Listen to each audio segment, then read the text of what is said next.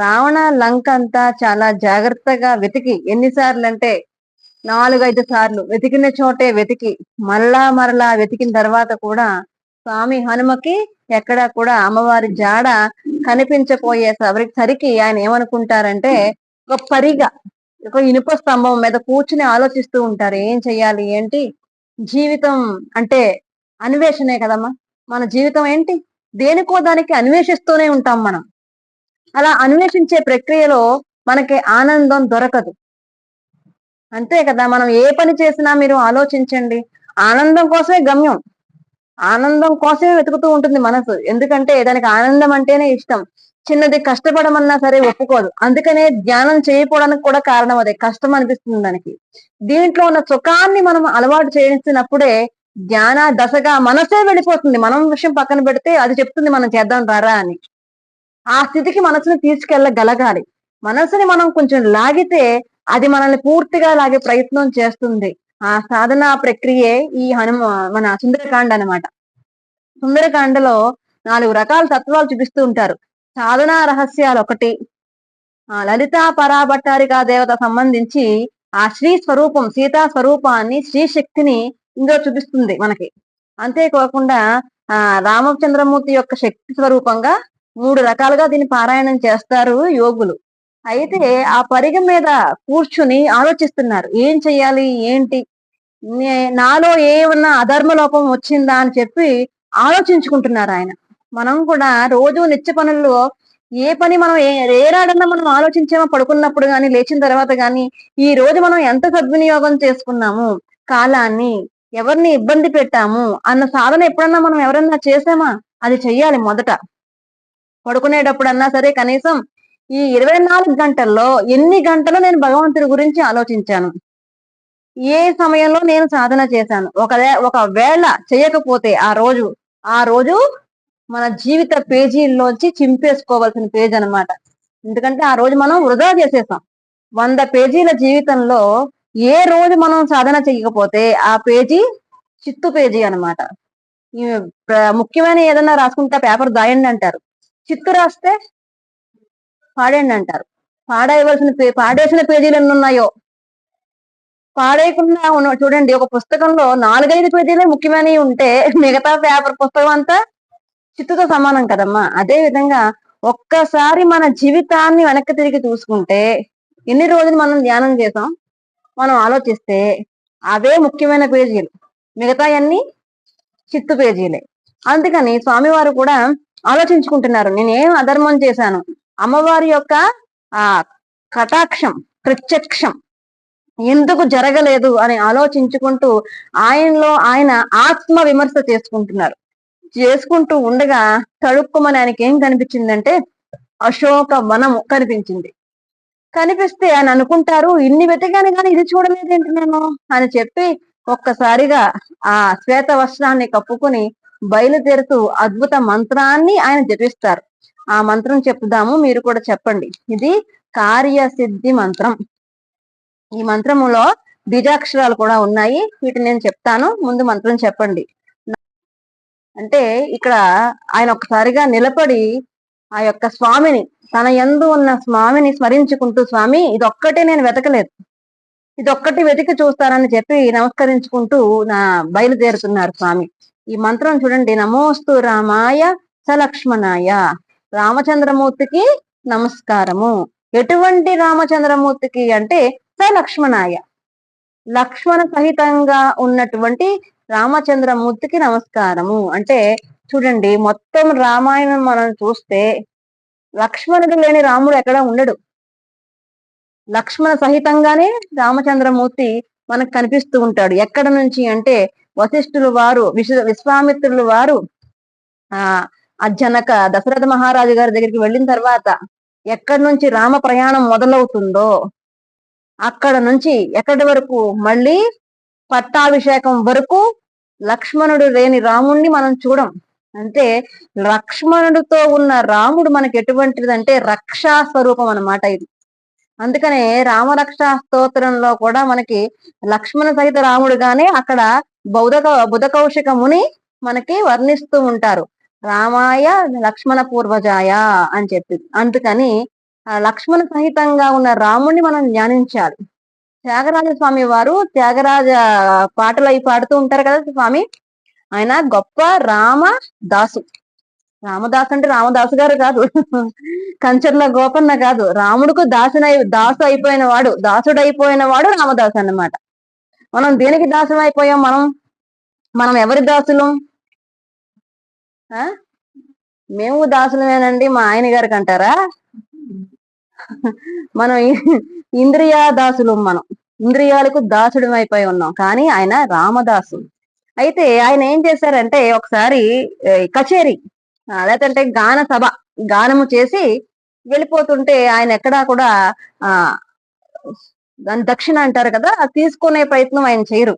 చేయకపోతే వాళ్ళు పెట్టిన వాళ్ళు ఏం చేశారంటే దక్షిణ మడతల్లో పెట్టి చూస్తే తీసుకోరని చెప్పి మడతల్లో పెట్టేసి శిష్యులకు చెప్పారు, రే బాబు మీ గురువు గారికి కొంచెం దక్షిణ ఇచ్చాము, అది ఇలా బట్టల మడతల్లో పెట్టి వస్త్రంలో పెట్టి కప్పి ఇస్తున్నాం, చూసుకోండి రా బాబు అని వాళ్ళు చెప్పారు. మీ స్వామికి చెప్పకండి రా అని చెప్తే వీళ్ళ వస్త్ర మడతల్లో పెట్టేసి బయలుదేరారు.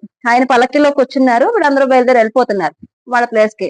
వెళ్ళిపోతుంటే వస్త్రం మడతల్లో డబ్బులు పెట్టిన విషయం శిష్యులకు తెలుసు కానీ గురువు గారికి తెలియదు. ఇంకొక అన్నుకు తెలుసు, అది దొంగలకి తెలుసు. వాళ్ళకి ఎలా తెలిసిందండి అంటే దొంగలు కాబట్టి. దొంగలకి ఇలాంటివన్నీ బాగా తెలుస్తాయి. వీళ్ళు ఏం చేశారు, దారి మధ్యలో కాపలా కాసి రాళ్ళు ఇచ్చి కొట్టారు. ఎవరిని? త్యాగరాజ స్వామి వారిని. వెంటనే ఆయనకి త్యాగరాజ స్వామి వారికి లక్ష్మణ సహితంగా రాముడే ఆ జ్ఞానానికి స్ఫురణకి బుద్ధికి తోచాడు. బుద్ధికి తొయ్యడమే స్ఫురణయే ధ్యానం అమ్మ, స్ఫురణయే భగవంతుడు. ఎప్పుడైతే బుద్ధికి తోచారో చక్కని గానము హుస్సేన్ రాగంలో మంచి పాట పాడారు. పాడితే ఆయన ఏ విధంగా స్మరణ చేసుకుని పాట పాడారో ఆ విధంగానే లక్ష్మణ సహితంగా ఉన్న రామచంద్రమూర్తి ప్రత్యక్షం అవ్వగానే ఈ దొంగలు భయపడి పారారు.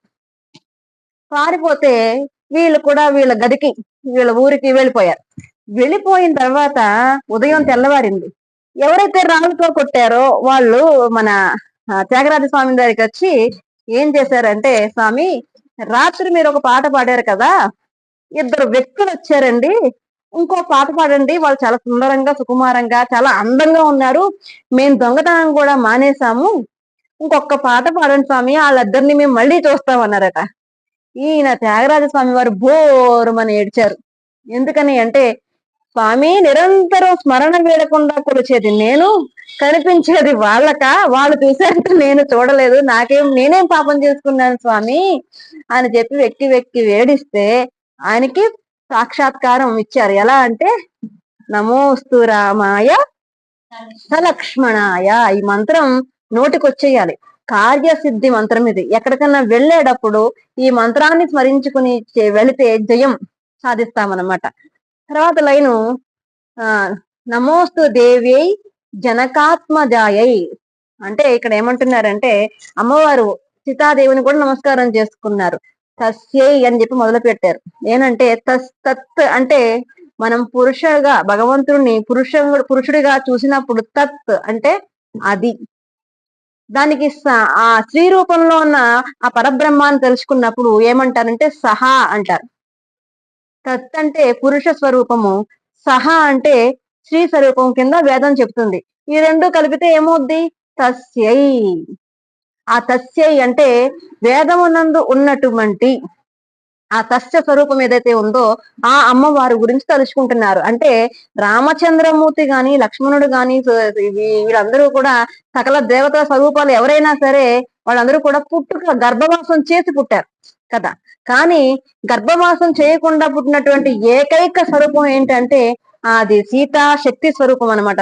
లలితా పరా భట్టారిక దేవత కింద అమ్మవారు ఆవిర్భవించారు. కాబట్టి ఇక్కడ స్వామి మాట్లాడుతూ ఏమన్నారంటే నమోస్తు తస్యై అన్నారు. ఎవరవడా అంటే తత్స్వరూపం పరబ్రహ్మ స్వరూపిణిగా ఉన్నటువంటి ఆ సీతాదేవికి. అంటే మనకి దేవీ భాగవతంలో గాని దేవీ సూక్తంలో గాని చండీ సప్తసతి, కరెక్ట్ మాట మీకు అర్థం అవ్వాలంటే చండీ సప్తసతిలో దేవీ సూక్తం ఉంటుంది. అందులో ఓ మాట అంటారు, యా దేవి సర్వభూతేషు పుష్టి రూపేణ సంస్థిత, లేదంటే శక్తి రూపేణ సంస్థిత నమస్తస్యై. ఆ పదం అక్కడ వచ్చిందా? ఆ తస్సై అక్కడ చెప్పే దేవి ఎవరో, ఇక్కడ స్వామి హనుమ చెప్తున్న దేవి ఇద్దరు ఒకటే. అంటే ముగ్గురమ్మల మూల కుటుంబముగా చెప్తున్న అమ్మ ముగ్గురమ్మల్లో ఒక అమ్మే గాని ముగ్గురమ్మల్లో ఒక అమ్మ కాదు, ముగ్గురమ్మలో కలిపిన ఏక స్వరూపం అనమాట. ఆ ఏక శక్తి అందరినీ నడిపించే ఒకే శక్తి ఏదైతే ఉందో ఆ తత్ శక్తి గురించి ఇక్కడ మాట్లాడుతున్నారు స్వామి. అందుకనే నమోస్తు దేవై జనకాత్మజాయే, అటువంటి దేవి పుట్టుకలేనిది ఎవరికి పుట్టిందట, జనకుడి ఇంట్లో పుట్టింది. జనక ఆత్మజాయై, జనకుడి నుంచి ఆవిర్భవించింది అని చెప్పేసి మాట్లాడుతూ అలా ధ్యానించారట. నమోస్తు రుద్ర ఇంద్ర యమానిలేభ్యో, తర్వాత పదం ఏమంటున్నారంటే రుద్రుడికి ఇంద్రుడికి యముడికి ఆయన ఒకసారి నమస్కారం చేసుకున్నారంట. ఆయన ఏమో తెల్లవారు లేచిన దగ్గర నుంచి రామ రామ రామ రామ అని విసుగులేదు. ఇప్పుడు కార్యసిద్ధి మంత్రం దగ్గరికి వచ్చేటప్పటికి రుద్రుణ్ణి అష్టదిక్పాలకుల్ని స్మరిస్తున్నారు. ఎందుకండి అంటే నాకు రాముడు అంటే ఇష్టము, ఈశ్వరుడు అంటే ఇష్టం లేదు, ఈశ్వరుడు అంటే ఇష్టము, విష్ణుమూర్తి అంటే ఇష్టం లేదు అని చెప్పే వాళ్ళందరికీ కూడా చెంప దెబ్బ అన్నమాట ఈ శ్లోకం. ఎవరు కూడా అలా మాట్లాడకూడదు అని చెప్పడం కోసమే శ్లోకం చెప్తున్నారు. ఎందుకంటే భగవంతుడు ఒక్కడే భగవంతుని మనం అనేక రకాలుగా మనకు మనసుకు నచ్చినట్టుగా. ఎందుకు మనసుకు నచ్చాలి అంటే మనసు నిలబడాలి కదా కొంతకాలం, దాన్ని నిలబడడం కోసమే విగ్రహం తప్ప, నిగ్రహం కోసమే విగ్రహం తప్ప నువ్వు విచ్చలవిడితనానికి పోయి దైవనింద చేస్తావని కాదు. అందుకనే సాక్షాత్ స్వామి నోటి నుంచి వచ్చిన మాటలు ఇవి, ఎవరో వాల్మీకి మహర్షి రాసినవి కాదు. సాక్షాత్ స్వామి హనుమ నిలబడి ఈ మంత్రాలు చెప్తున్నారన్నమాట. నమోస్తు రుద్ర ఇంద్ర యమానిలేభ్యో, నమోస్తు చంద్ర అర్ఘ మరుద్గనేభ్య, అంటే మరుద్గణములు ఏవైతే ఉంటాయో సూర్యచంద్రులు ఎవరైతే ఉన్నారో వారికి కూడా నమస్కారం చేసుకుంటున్నారు స్వామి. ఇంకా తెల్లవారలేదు, ఇంకా రాత్రి సమయం మిగిలే ఉంది, తెల్లవారలేదు, ఇంకా 4 అలాగా అనమాట, ఇంకా చీకటిగా ఉంది. తెల్లవారడానికి ఇంకా కొంచెం టైం మిగిలిన సమయం అనమాట. మార్గశీర్ష శుద్ధ చతుర్దశి కదా, ఆ టైంలో ఆయన స్మరించుకొని ఒకసారిగా వెళ్తున్నారట. ఆ వెళ్తున్న స్వరూపం ఎలా ఉందో మనకి కల్పవృక్షం, రామాయణ కల్పవృక్షంలో విశ్వనాథ శాస్త్రి గారు మాట్లాడుతున్నారు. ఏమనంటే ఒక్కసారి స్మరించుకోవాలి. ఇవన్నీ కూడా మనం ధ్యానించవలసిన స్వరూపాలు. మన జ్ఞానము ఎలా ఉండాలంటే ఆకారము లేనటువంటి నిరాకార స్థితిలో మనం ధ్యానించాలి భగవంతుణ్ణి. నిరాకార స్థితికి వెళ్ళాలంటే సాకారం నుంచి వెళ్ళాలి. చెట్టు చిగురికి వెళ్ళాలి అంటే చెట్టు ఎక్కే కదా వెళ్ళాలి. చెట్టు చిగురికి ఎలా వెళ్తాం మనం? చెట్టు ఎక్కకుండా వెళ్తానంటే కుదరదు, అలా వెళ్ళలేవు నువ్వు. కాబట్టి ఆ నిరాకార నిర్గుణ ఆనంద స్వరూపాన్ని, నిరాకారానికి కూడా వెళ్ళి ఆ నిరాకారాన్ని కూడా విడిచిపెట్టి సచ్చిత్ ఆనంద స్వరూపాన్ని మనం అనుభవించడమే జ్ఞానం యొక్క పరాకాష్టం. అదే ఫలం, సంపూర్ణ ఫలితం అదనమాట. ఇక్కడ కూడా కథా రూపంలో మనము ఆ స్మరణ, ఆ కథ ఏదైతే ఉందో మనము లోపల మనం పిక్చరైజేషన్ అంటారు చూసారా, చెప్తుంటే అది పిక్చరైజేషన్ అయిపోతూ ఉండాలి. అదే నిజమైన ధ్యానం. మీరు వినడానికి ఫలం ఏంటయ్యా అంటే ఎప్పుడైతే చెప్తున్నది కళ్ళ ముందు కనిపిస్తుంది అనుకోండి, మీరు చక్కగా విన్నట్టు. అర్థమైందా? అయితే ఎప్పుడైతే ఈయన నిలబడి ఒక్కసారిగా స్మరించుకొని ఆయన ఉన్న స్వరూపం ఎలా ఉందో మనకి కల్పవృక్షంలో విశ్వనాథ శాస్త్రి గారు చెప్పినట్టుగా అపలాచార్యులు గారు రాసుకున్నారు కింద. ఎంత గొప్ప విషయం చూడండి. అయితే ఈ యొక్క మార్గశీర్ష మాసం అంటే చలికాలం కదా, చలికాలంలో సముద్రం ఒడ్డున ఉన్నది శ్రీలంక కదా, సముద్రం నుంచి చల్లని గాలి వేస్తుందంట. పైన చంద్రుడి యొక్క కిరణాలు పూర్తిగా కొడుతున్న స్వరూపంలో ఉన్నాడట స్వామి. అప్పుడు ఎలా ఉన్నాడంట, చక్కనగు తోక పైకెత్తి, చిక్కనగు తోక పైకెత్తి చంగరించి, ఆ చిన్న తోక ఏదైతే ఉందో ఆయన స్వరూపం ఎలా ఉంది, చిన్న స్వరూపం అనుకున్నాం కదా, సూక్ష్మ రూపంలో ఉన్నారు స్వామి. ఆ స్వరూపంలో ఉన్న స్వామి ఆ తోకని పైకెత్తి చంగరించి అంటే పైన మడిచి, మీకు అర్థమవుతుందా నేను చెప్పింది? ఆ తోకని పైన ఆ కుచ్చులో ఉంటది కదమ్మా, ఆ కుచ్చుని పైకి మడిచి ఒక్కసారిగా వెళుతున్నాడట లోపలికి వెళుతుంటే అశోకవనం చాలా గొప్ప వనం. ఎందుకంటే ఆ రావణాసురుడు ప్రత్యేకించి విశ్వకర్మ చేత తయారు చేయించుకున్న వనం అది, మనసు పెట్టి చేయించుకున్నాడు ఆ వనం. ఆ వనంలోకి బయలుదేరుతున్నాడు స్వామి. అంటే ఆ వనం అంతా కూడా చెంపకాసోగ పున్నాగ ఇలాంటి వృక్షాలతో ఆ వనం అంతా కూడా విరాజిల్లుతుంది సువాసనలతో. మీరు ఎప్పుడన్నా ఈ చలికాలంలో ఈ పారిజాత వృక్షం కిందకి వెళితే రాత్రి టైంలో మంచి వాసన వస్తుంది. మీరు ఎప్పుడైనా గమనించారో లేదో. అలాంటి వృక్ష సముదాయాలు, పరిమళాలు విరజిల్లి అనేక వృక్ష సముదాయాలు ఒక చోటే ఉంటే ఆ వనం అంతా కూడా ఎంతో అద్భుతమైన పరిమళాలు సంతరించుకుంటూ ఉంటుందన్నమాట. ఇదంతా కూడా జ్ఞానాన్ని చూపిస్తున్నారు. మన ధ్యానం చేసేటప్పుడు ఆ చుట్టుపక్కల పరిస్థితులు అలా ఉండాలి. అందుకని ఆయన ఎప్పుడైతే బయలుదేరదాం అనుకున్నప్పుడు సువాసనలన్నీ విరజిల్లుతున్నాయట. ఆ యొక్క వనమంతా కూడా ప్రశాంతంగా ఉంది. ఎందుకనంటే రాత్రిపూట కాబట్టి. రాత్రిపూట కాబట్టి ప్రశాంతంగా ఉంది. వనం అనుకుంటుందట ఏమనంటే వసంత ఇమమేనరే, వసంతుడు వచ్చాడా అన్నట్టుగా ఆ యొక్క వనమంతా కూడా పులకించిపోయి ఆనందాన్ని అనుభవిస్తుందట. వసంత ఇవమేనరే, ఇవమేనరే అంటే వసంతుడు వచ్చాడా. నిజానికి చెట్లకి వృక్షాలకి ఎప్పుడు ఆనందము అంటే వసంతకాలం వస్తేనే. ఎందుకంటే ప్రతి చెట్టు కూడా వసంతకాలం వస్తే పచ్చగా చిగురించి ప్రతి చెట్టు కూడా ఆ చక్కని పచ్చదనాన్ని చేకూర్చుకుని సంతరించుకుని ఉంటాయి కదా చెట్లన్నీ కూడా. మనకి చూడ్డానికి ఆహ్లాదంగా ఉంటాయి. వాటికి కూడా ఆనందంగా ఉండే సందర్భాలు అనమాట. ఎందుకంటే ఆ పచ్చని చెట్లలో కోయిలలు కూస్తాయి వసంత మాసంలో. అయితే చూసే వాళ్ళకి ఆహ్లాదాన్ని ఇచ్చి ఒట్టుగా ఏ కొమ్మ కూడా మూడిపోయినట్టు మనకి కనిపించదు ఈ వసంత కాలంలో. అందుకని చెట్లు కూడా చిగురిస్తూ ఉంటే ఆనంద అనుభూతి పొందుతూ ఉంటాయి. ఆ విధంగా చెట్లన్నీ కూడా ఎప్పుడైతే స్వామివారు రాగానే అనిపిస్తుందంట. ఎందుకంటే ఆయన కాలకాలాయ నమః, కాలస్వరూపుడు ఆయన. ఎవరు రుద్ర స్వరూపం కాబట్టి ఆయన వెళ్ళేటప్పటికి ఆ వనమంతా కూడా ఆనందాన్ని సంతరించుకుందట. వసంత ఇవమేనరే అని చెప్పి వాల్మీకి మహర్షి రాశారు. అందుకని ఎప్పుడైతే వసంతకాలం వచ్చిందని ఆయన్ని పులకించిపోతూ ఉండగా ఆ తెల్లని అర్జున వేష్టిత వస్త్రాన్ని కప్పుకొని స్వామివారు తెల్లని వస్త్రాన్ని ధరించి ఆ అశోకవనంలోకి ప్రయాణమయ్యి వెళ్ళారట. వెళ్ళేటప్పటికి అక్కడ చైత్ర ప్రాసారము అంటే రాతి కట్టడం ఒకటి ఆ లోపల చూశారు ఆయన.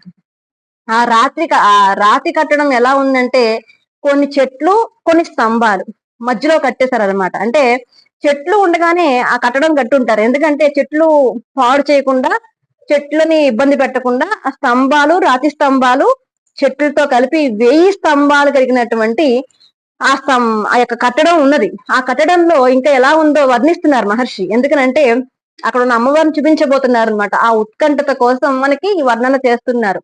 అయితే ఆ యొక్క నేల అంతా కూడా చల్లని తెల్లని రాతి పలకలతో కట్టబడి ఉందట. దాని మహర్షి ఏమన్నారంటే కైలాస ఇవ పాండురం, కైలాసములా ఉన్నదట. ఎందుకంటే అక్కడ ఉన్న అమ్మవారు ఎవరంటే కైలాసంలో ఉన్న అమ్మవారే కదా ఇక్కడ పెట్టారు. అదే ఇక్కడ చూపిస్తున్నారు అనమాట. ఆ యొక్క లలితా పరాభట్టారిక అమ్మవారిని అక్కడ చిత్రీకరిస్తున్నారు లోపల. ఎందుకండి అశోకవనం అంతా అందులోనే ఎందుకు పెట్టాడు రావణాసురుడు? చక్కగా పుష్పక విమానం ఉంది, లంకా నగరం అంతా కాంచన లంక అయి ఉంది, అష్ట ఐశ్వర్యాలతో తులదూగుతూ ఉంది కాంచన లంక అంతా కూడా. అక్కడ పెట్టకుండా అమ్మవారిని తీసుకొచ్చి ఇక్కడ ఎందుకు పెట్టాడు అంటే ఇక్కడ మనం ప్రతిదీ కూడా చాలా సూక్ష్మంగా పరిశీలించాలి. ఎందుకనంటే పేరుకి రావణాసురుడే కానీ, శరీరానికి రావణాసురుడే కానీ, అందులో ఉన్న జీవుడు మాత్రం దేనికి సంబంధించిన వాడయ్యా అంటే వైకుంఠానికి సంబంధించిన జీవుడు. అది వాడికి తెలుసు ఎవరిని ఎక్కడ పెట్టాలో. అంతమంది అంత అశ్లీలమైన వ్యక్తుల మధ్య పెట్టకూడదని రావణాసురుడు అనే జీవుడికి తెలుసు కాబట్టి అనుకోకుండానే అక్కడ పెట్టాడు. అందుకనే దీన్ని విశ్వనాథ శాస్త్రి గారు ఏమన్నారంటే జీవుడి వేదన అన్నారు. అందులో ఉన్న జీవుడికి తెలుసు. అది ఎప్పుడు కూడా సమయాన్ని అనుకూలించకపోయినా, మనకి సందర్భం లేకపోయినా చూడండి, మనం ఎప్పుడు తలుచుకుంటూ ఉంటాం ఇది సాధన చెయ్యాలి, ఈ ధ్యానం చెయ్యాలి, కానీ కుదరదు. ఎందుకనంటే అది మన వేదన కాదు, జీవుడి వేదన. ఎప్పటి వేదన అంటే గత జన్మల నుంచి మోసుకొస్తున్న వేదన మనకి ఆ రూపంలో కల్పిస్తుంది. కానీ కర్మల చేత మనం చెయ్యకపోవచ్చు, కానీ వేదన పడుతూ ఉన్న కొద్దీ అది కటుత్వాన్ని చేకూర్చి ఏదో ఒక రోజు తప్పకుండా చేస్తాం. ఎలా రావణాసురుడు ఒక జీవుడు మళ్ళీ వైకుంఠానికి వెళ్ళిపోయాడో వారి కోసం సాక్షాత్ రామచంద్రమూర్తి దిగి వచ్చి తీసుకువెళ్ళాడో మనల్ని కూడా ఆ పరమేశ్వరుడు తప్పక మన వేదన అనుగ్రహించి తప్పక తీసుకెళ్తాడు. కానీ మనకి నమ్మకం ఉండాలి కదా, మనం కొంచెం సాధన చెయ్యాలి కదా. అందుకని రావణాసురుడి విషయానికి వచ్చేటప్పటికి ఆయన వరం కోరుకున్నాడు. ద్వేషిగా ఉండి, నీకు శత్రువుగా ఉండి నీ దగ్గర చేరతాను స్వామి అని వరం కోరుకున్నాడు. కానీ రావణాసురుడు అంత చెడ్డవాళ్ళం అయితే మనం కాదు కదమ్మా. అన్ని తప్పులైతే మనం చేయలేదు కదా. అన్ని కామక్రోధానికి మనం లొంగిపోయి మనం లేము కదా. కాబట్టి రావణాసురుడు అంతటి వాడినే తీసుకువెళ్ళిపోయిన వాడు మనల్ని తీసుకెళ్ళడంటారా? ఒకసారి ఆలోచించండి. రావణాసురుణ్ణి, కుంభకర్ణుని తీసుకెళ్లిపోయినటువంటి వాడు ఏ తప్పు చెయ్యకుండా చిన్న చిన్న కోరికలకు లొంగిపోయిన మనం ఏం పాటి కొంచెం సాధన చేత వాటన్నింటినీ అణుచుకునే సామర్థ్యం ఉన్న మనము ఒక్కసారి ఒక్క అడుగు మనం వేస్తే భగవంతుడు తప్పక మనల్ని తీసుకువెళ్తాడు అనేది సత్యం. అందుకనే ఎందరో మహాత్ములు జీవితాలు త్యాగం చేసి మీరు సాధన చెయ్యండి చెప్పడానికి కూడా కారణం అదే. అటువంటి వారిలో రామకృష్ణ పరమహంస ఉన్నారు, రమణ మహర్షి ఉన్నారు, స్వామి వివేకానంద ఉన్నారు. ఆయన ఏమంటారంటే మొత్తం రామాయణం నశించిపోయినా సరే సీతామాత పాత్ర ఒక్కటి ఉంటే చాలు మన భారతదేశం గట్టెక్కుతుందని చెప్పడానికి కూడా కారణం అదే. సరే, ఆ విధంగా ఆయన ఆ యొక్క అశోకవనంలోకి వెళుతూ ఉన్నప్పుడు ఏమవుతుందంటే ఆ యొక్క రాతి మండపం మీద అనేక మంది స్త్రీలు, రాక్షస స్త్రీలని ఆయన చూస్తాడు. వారి మధ్యలో అమ్మవారిని చూస్తాడు స్వామి. చూస్తే అమ్మవారి యొక్క స్వరూపం చూసి మాట్లాడుతున్నాడు. ఏమనంటే అమ్మవారు దదర్శ శుక్ల పక్ష చంద్రరేఖ మివాలయం. ఆ చంద్రరేఖలాగా అంటే భోజనం చేత భోజనం లేక క్షీణించిపోయిన స్త్రీ ఎలా ఉంటుందంటే దదర్శ చంద్రరేఖ అంటే భోజనం లేదు, నిద్ర లేదు, ఆ సాధన చేత కృంగి కృషించిపోయి రామనామాన్ని స్మరించుకుంటూ ఎలా ఉందట దదర్శ చంద్రరేఖ. సన్నగా అమ్మవారు అలా ఉండట. అటువంటి అమ్మవారిని చూశాడట. అయితే అటువంటి అమ్మవారిని చూసిన స్వామి హనుమ ఒక్కసారిగా చూసిన ఆనందం కన్నా చూసిన అంటే బాధ ఎక్కువ కలిగింది. ఎందుకంటే ఎంత ఆనందంతో ఎంత ఆతృతతో వెతికాడో ఆ దీన స్వరూపాన్ని. ఎంత దీనంగా ఉందంటే రామచంద్రుడి చేత కృషించిపోయిన శరీరంతో ఆ యొక్క ఉచ్ఛ్వాస నిశ్వాసలు పాము పడగలోంచి వచ్చే బుసల్లాగా, అంటే ఉచ్ఛ్వాస నిశ్వాసలు పీల్చడానికి కూడా శక్తి లేనటువంటి స్థితి అన్నమాట. పరమ దీనమైన స్థితిలో అమ్మవారిని చూసి ఒక్కసారిగా కళ్ళంబటి నీళ్లు పెట్టుకున్నాడట స్వామి హనుమ. ఎలాంటి అంటే చుట్టుపక్కల అందరూ స్త్రీలు ఉన్నారు, అశోకవనం చాలా అద్భుతంగా ఉంది, కానీ నైష పశ్యతి రాక్షస్య ఎవరిని కూడా ఆవిడ కూర్చుని చుట్టుపక్కల ఉన్న వాళ్ళ రాక్షసులను ఎవరిని చూడట్లేదట. అక్కడ సింసుపా వృక్షం మీద కూర్చున్న హనుమ ఇదంతా పరిశీలనాత్మకంగా చూస్తున్నాడు. ఆవిడ అక్కడే ఉంది. చుట్టుపక్కల అద్భుతమైన అశోకవనం ఉంది, పక్కనే సముద్రం ఉంది, సముద్రం నుంచి పిల్లగాలులు వీస్తూ ఉన్నాయి. చాలా అద్భుతమైన ఆ ప్రపంచం మధ్యలో ఈవిడ ఉన్నది. కానీ నైషా పశ్యతి రాక్షస, ఆ రాక్షసులను చూడట్లేదట. ఎందుకని అంటే చూడదగ్గట్టుగా కూడా వాళ్ళు లేరు కాబట్టి వాళ్ళు చూడట్లేదు, బానే ఉంది. కానీ నైమాన్ పుష్ప ఫలాధూమం అంటే ఆ పుష్పాలతో అద్భుతమైనటువంటి వాసనలతో ఆ ఫలములతో ఆ అశోకవనం విరాజిల్లుతున్నా సరే దాన్ని కూడా చూడట్లేదట.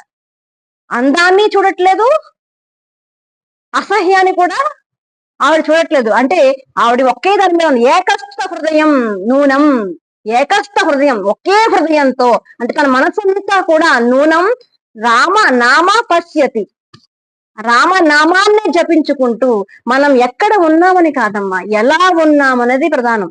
చక్కగా అన్ని చూడొచ్చు. భగవంతుడి ప్రకృతి ఇచ్చింది ఎవరి కోసం? మన కోసమే కదా. ప్రకృతిని చూడాలి, కానీ ప్రకృతికి మనము వశం అయిపోకూడదు. అందుకని ప్రకృతిలో ఉండాలి. ప్రకృతిలోనే ఉంటేనే మనం ఆత్మస్వరూపాన్ని మనం తెలుసుకునే ప్రయత్నం చేయడమే ఈ సుందరాకాండ అసలు రహస్యం. అందుకని మనం ఏం చెప్పుకుంటున్నాం? సుందరాకాండ తత్వ రహస్యం మనం చెప్పుకుంటున్నాం కదా. కథలు ఎందుకు తెలియదండి? అందరికీ తెలుసు కదా కథలు. మనం కథలు చెప్పుకోవట్లేదు. కథ చెప్పుకోవాలంటే ఈ పాటికి మనం ఇంకా ఎక్కడో ఉండాలి. ఒక్కొక్క శ్లోకం చెప్పుకుంటూ జాగ్రత్తగా వెళ్ళాలి. కానీ మన గమ్యం, మన ఫలం అది కాదు కదా. మనం సాధన గురించి ఎలా చెయ్యాలి, సాధన రహస్యాలు మనం చెప్పుకుంటున్నాం కదా. ఆ విధంగా సీతమ్మ వారి విషయంలో ఆవిడ వెతుక్కున్న ఆ యొక్క మండపంలో ఆవిడ్ని చూశాడు స్వామివారు. చూసి తుల్య శీల వయోవృత్తం తుల్య బీజాన లక్షణం, ఆ విధంగా సీతమ్మను చూసి నిర్ణయించుకుని ఆనందంతో పాటు దుఃఖం కూడా ఒక్కసారిగా పెళ్లు బిక్కుపోయి అశ్రువులు రాలిపోయినాయట స్వామి వారికి. అటువంటి స్వరూపాన్ని ఆయన చూశారట. ఇంకా అక్కడ ఆవిడ చుట్టూ ఉన్న రాక్షసులు కూడా వర్ణిస్తున్నారు. ఏకాక్షరం ఏక ఏక ఏక కర్ణం అంటే ఒకే చెవు ఉన్న రాక్షసులు, ఒకే కన్ను ఉన్న రాక్షసులు అనే అందరినీ స్త్రీలనే పెట్టాడండి పాపం, మంచివాడు. అందరినీ స్త్రీలనే పెట్టాడు. ఈ లోపు ఇంకా పరిశీలనాత్మకంగా చూస్తున్నాడండి. చూస్తుంటే రామచంద్రమూర్తి పంపించినప్పుడు సీతమ్మ ఎలా ఉంటుందో ఫోటో ఇవ్వలేదు. అప్పుడు సెల్ ఫోన్స్ లేవు కదా, చెప్పి పంపించాడు ఎలా ఉంటుందో. కాకపోతే కొన్ని నగలను ఆ యొక్క ఋషిముఖ పర్వతంలో తన చీర చింపి కొన్ని నగలు అందులో పెట్టి కిందకి వదిలిపెట్టేసింది అమ్మవారు కదా. అలా కిందకి వదిలిపెట్టేసినప్పుడు ఆ నగలను చూపించాడు. అక్కడ ఉన్న నగలు తను పరిశీలించుకుంటున్నాడు, మరి కన్ఫర్మ్ చేసుకోవాలి కదా. ఎందుకంటే మందోదరి విషయంలో తప్పు చేశాడు. మందోదరే సీతమ్మ అనుకున్నాడు కదా, ఈ క్లారిటీ ఇక్కడ చూసుకుంటున్నాడు. అక్కడ ఉన్న నగలు ఇక్కడ లేవు. ఆ నగలకు సంబంధించిన ఆనవాళ్ళు ఉన్నాయట. ఇంకా ఆ రోజు గుడ్డలో పెట్టిన ఆ వస్త్రం ఏదైతే ఉందో నాటి కొత్త చీర ఇప్పుడు పాతదయ్యే, ఆ చీర అంతా కూడా శిథిలం అయిపోయిందట. అలా పరిశీలనాత్మక గుణంతో మనం చూడండి, మనం సాధన చేసినప్పుడు కూడా అలా పరిశీలనాత్మకంగా సూక్ష్మ బుద్ధి అనమాట, సూక్ష్మ బుద్ధితోనే మనం సాధన చెయ్యాలి. ఆ విధంగా కొన్ని నగలు చెట్టుకు వేలాడితీసిందట, కొన్ని నగలు అసలు తీయనే లేదట. ఎంత బాధలో ఉన్న స్త్రీ కొన్ని నగలు తీయకూడదు అని మనకి ఈ సుందరకాండ చెప్తుంది. ఏమేమి నగలు తీయలేదంటే ఆ మంగళసూత్రాలు, కాలుకున్న మట్టెలు, ఇవన్నీ కూడా అమ్మవారు చెప్పుకున్న కమ్మలు, ఇవి ఏమీ తీయలేదు. మిగతావి చెట్టుకి ఆ సింసుక వృక్షానికి తగిలించింది ఇష్టం లేనివన్నీ. కానీ చూడమని మాత్రం చేతిలో పట్టుకుని కూర్చుంది. ఆ చూడమని గురించి మనం తర్వాత చెప్పుకుందాం. ఇలా పరిశీలనాత్మకంగా అన్ని కూడా పరిశీలిస్తున్నాడట. ఇంకేం చెప్తున్నారంటే అమ్మవారి యొక్క స్వరూపం ఎలా ఉందంట, వల్లె వెయ్యలేని వేద విద్యలా ఉందంట. ఒకరిని మనం కీర్తించేటప్పుడు అంత గొప్పగా కీర్తించాలండి. స్వామి మాట్లాడుతున్నాడు, వల్లె వెయ్యలేని వేద విద్యలా ఉందటండి, శ్రద్ధ లేని భక్తిలా ఉందటండి. అమ్మవారు ఇంకేం చెప్తున్నారంటే గతి తప్పిన స్మృతిలా ఉందట. ఇవన్నీ చూస్తున్నాడు. అంటే ఇక్కడ వల్లి వెయ్యలేని వేద విద్య అన్నప్పుడు వల్లి వెయ్యలేని తీసేయండి, వేదం మిగిలింది. భక్తి ఉంచండి, అంటే మంచి ఉంచి నెగిటివ్ అంతా తీసేయండి, స్మృతి తీసేస్తే అప్పుడు ఏమవుతుంది, యాదేవి సర్వభూతేషు స్మృతి రూపేణ సంస్థిత, యాదేవి సర్వభూతేషు వేద రూపేణ సంస్థిత. అక్కడున్న శ్రీతత్వాన్ని, అక్కడున్న పరమ సత్యాన్ని గురించి ఇక్కడ ఉన్నది కూడా ఆ స్వరూపమే అని చెప్పి మన కథా రూపంలో ఆ శ్రీ శక్తి గురించి చూపిస్తున్నారు. ఆ అమ్మవారు నిలబడి కూర్చుని ఉందంటే మామూలు శ్రీ కాదురా, ఆ వేదమునందు ఉన్నటువంటి పరాశక్తి ఎవరైతే ఉందో ఆవిడే అక్కడ కూర్చుని ఉంది. ఇంకా ఏం చూస్తున్నాడు చూడండి, ఇంకా ఎంత పరిశీలన ఇస్తున్నాడంటే నీలనాగ భయానాభ్య అంటున్నారు. అయితే ఆవిడ ఎలా కూర్చుందట, ఒక పెద్ద జడతో కూర్చుంది, జడ వేసుకుని కూర్చుందటండి. ఎన్ని కష్టాలు వచ్చినా విరగబూసుకుని కూర్చుని ఎడవకూడదు, జడ వేసుకోవాలి. అదే ఇక్కడ చెప్తున్నారు. నీలనాగ భయావేణ్య జగానం గతమేకయా, ఒక సన్నని జడ వేసుకుని కూర్చుందట. అది ఎలా ఉందట, ఒక నల్లని త్రాచుపాము వేలాడుతుంటే ఎలా ఉందో అలా ఉందంట ఆ స్వరూపం. ఆ స్వరూపాన్ని మనం మనసునే ఒక్కసారి స్మరించుకుంటే, ఇప్పుడు మీకు చెప్పిన ఆలోచనలన్నీ ఒకసారి స్మరణ చేసుకుంటే అదో రకమైన ధ్యానం. అలా మనం జ్ఞానము చేయడం అలవాటు చేసుకోవాలి. జ్ఞానమే ప్రధాన ఇదిగా పెట్టుకుని మనం ముందుకు సాగాలి. ఎందుకంటే మనస్సుని మనం మరల్చాలి అంటే దానికి ఏకైక తాళం ధ్యానమే, ఇంకో మార్గం లేదు. ఎందుకంటే దీన్ని లాక్కు రావాలంటే చాలా కష్టం అమ్మ. చంటి పిల్లల్లో వెళ్ళిపోతూ ఉంటుంది, దీన్ని తీసుకొస్తూ ఉంటాం, వెళ్ళిపోతూ ఉంటుంది, తీసుకొస్తూ ఉంటాం. దీన్ని మనం తాళం ముందర కాళ్ళకి బంధం వెయ్యాలంటే జ్ఞానం ఒక్కటే శరణ్యము. ఆ విధంగా ఉన్న అమ్మవారిని చూసి ఒక పక్కన ఆనందపడుతున్నాడు, ఒక పక్కన బాధపడుతున్నాడు. కానీ ఒక నిశ్చితాత్మక బుద్ధికి మాత్రం వచ్చేసాడు, ఈమెయే సీతమ్మ. ఇంటి గొప్ప తల్లి అంటే ఒకరి గొప్పతనం చెప్పాలంటే వారికి సంబంధించిన వాళ్ళ గురించి చెప్పాలి. ఈవిడ ఎంత గొప్ప ఆవిడ అంటే రామచంద్రమూర్తికి బాణానికి ఎంత గొప్పతనం ఉందో అంత గొప్పతనం అమ్మవారికి ఉందని చెప్తున్నారు. ఎందుకు రాముడితో పోల్చొచ్చు కదా, రామ బాణంతో ఎందుకు పోల్చారు అంటే రామ బాణం ఒక్కసారి విడిచిపెట్టాడంటే తిరుగుండదు. ఈవిడ ఇక్కడ ఉంది అంటే రాముడు తప్పక వస్తాడు, ఆ రామ బాణాన్ని విడిచిపెడతాడు, లంకా సర్వనాశనం అయిపోతుంది అని చెప్పడం కోసమే జగన్నాయక సాయక అని చెప్పి మొదలుపెట్టి ఈయమ తను వెళ్ళి జగన్మాత సీతాదేవియే అని చెప్పి నిర్ణయించుకున్నారు. ఆ విధంగా సీతాదేవిని దర్శించిన వారికి ఏమవుతుందంటే తెల్లవారుతూ ఉండగా వేద మంత్రాల ఘోష వినిపించిందండి. రాక్షసులు కూడా వేద మంత్రాలు చదువుకుని తెల్లవారుజాము లేదు ధ్యానం చేస్తున్నారు, మనం మాత్రం ఏమి చెయ్యం. అది మనం ఎప్పుడన్నా ఎవరినైనా తిట్టినప్పుడు రాక్షసులా ఉన్నామని తిట్టకండి. రావణాసుడు లాంటి వాళ్ళు ఆత్మలు ఎక్కడన్నా ఉంటే బాధపడతారు పాపం. రావణాసుడు 12 గంటల వరకు అంటే పొద్దుపోయే వరకు తాగి తన్ననాడినా సరే 4 గంటల టైంకి లేచి గబగబా తయారైపోయి ఆ అశోకవనానికి వచ్చేస్తున్నాడటండి. ఆ టైంకే ఎందుకు వస్తున్నాడంటే జీవుడి వేదన. ఆ సమయానికి ఆయనకి కనపడవలసిన సమయం వచ్చేసింది, ఆయన యొక్క జీవిత కాలం అయిపోయింది, ఆ మోక్షాభివృద్ధికి వెళ్ళవలసిన సమయం వచ్చేసింది. కాబట్టి ఆయన కూడా పరుగున వస్త్రాలు ఇలా సరిచేసుకుంటూ అనేక మంది రాక్షస స్త్రీలను వెంట పెట్టుకుంటూ డ్యూటీలు పట్టుకుంటూ వేద ఘోషల మధ్య వచ్చేస్తున్నాడటండి రావణాసురుడు అశోకవనానికి. అటువంటి అశోకవనానికి వచ్చిన రావణాసురుడు చూసి సీతమ్మతో మాట్లాడుతూ ఉంటాడు. ఆ సమయంలో రావణాసురుడిని చూసిన సీతమ్మ ఒక్కసారిగా ఆ యొక్క పచ్చని అరటి ఆకు ఎలా ముడుచుకుపోతుందో రావణాసురుడిని చూసిన సీతమ్మ ఆ పచ్చని అరటి ఆకులా సిగ్గుతో ముడుచుకుపోయిందని చెప్పి వాల్మీకి మహర్షి చెప్తున్నారు. అందుకని యా దేవి సర్వభూతేషు లజ్జారూపేణ సంస్థిత. ఆడదానికి ఉండవలసింది ఏంటంటే సిగ్గు. ఆ సిగ్గు ఏదైతే ఉందో ఆ లజ్జ ఆ అమ్మవారి స్వరూపం, అది ఇక్కడ చూపిస్తున్నారన్నమాట. అలా రావణాసురుని చూసి బెదిరిపోయి ఒక పచ్చని ఆ యొక్క చెట్టు ఎలా విలవిల్లాడిపోతుందో అలా విలవిల్లాడిపోతున్న సీతమ్మను చూసి మాట్లాడుతూ ఉంటాడు రావణాసురుడు అన్నమాట. అతను ఏం మాట్లాడాడో మనం వచ్చే వారం తెలుసుకుందాం. హరి ఓం శుభం భూయాత్. సర్వం శ్రీకృష్ణ.